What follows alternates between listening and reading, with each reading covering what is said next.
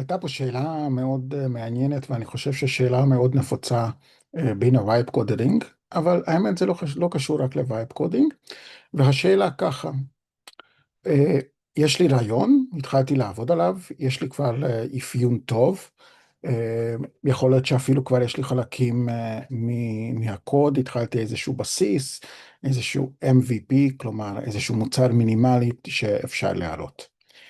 איך אני ממשיך משם, אם אני יודע שאני לא יכול לבד, אני צריך אנשים שעובדים איתי, איזשהו שותף אולי, מישהו שיכול להאיץ לי, ואיך אני יכול לסמוך על אנשים?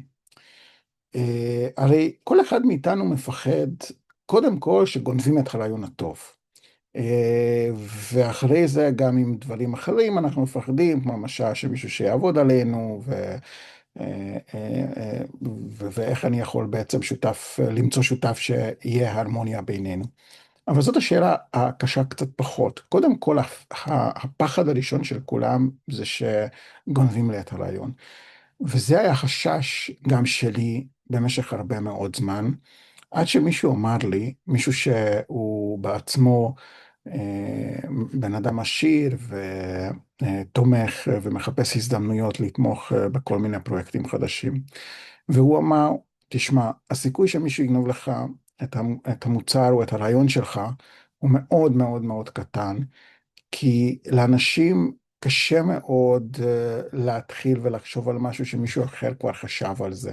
זה לא שבגלל שיש לך אפיון, אז הוא מבין את הכל, וגם יש לו את הרצון לעשות את זה, וגם יש לו את היכולת לעשות את זה, וגם באמת מבין מספיק. אז הוא אמר לי תמיד שהפחד הזה, זה פחד שמאוד מאוד מוכר בשוק, וזה אחד המחסומים שהרבה מאוד יזמים נתקעים בו ולא יכולים להמשיך מפה.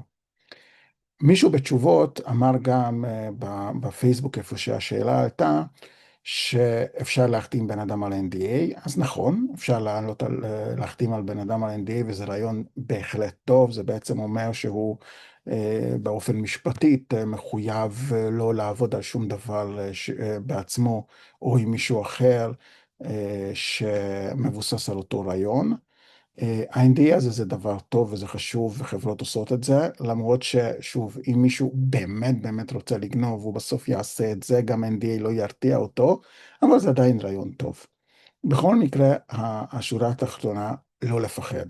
כן אפשר לשתף, אולי לא בפומבי, בפייסבוק, באופן פתוח, אבל בהודעות פרטיות או דרך היכרויות, כן לשתף, כי אנשים לא יגנבו, להפך ייתנו לך בדרך כלל עצות, לא תמיד עצות טובות, אבל כן אפשר לשתף ולא לפחד מזה, כי הסיכוי שמישהו יעשה את זה הוא מאוד מאוד מאוד נמוך,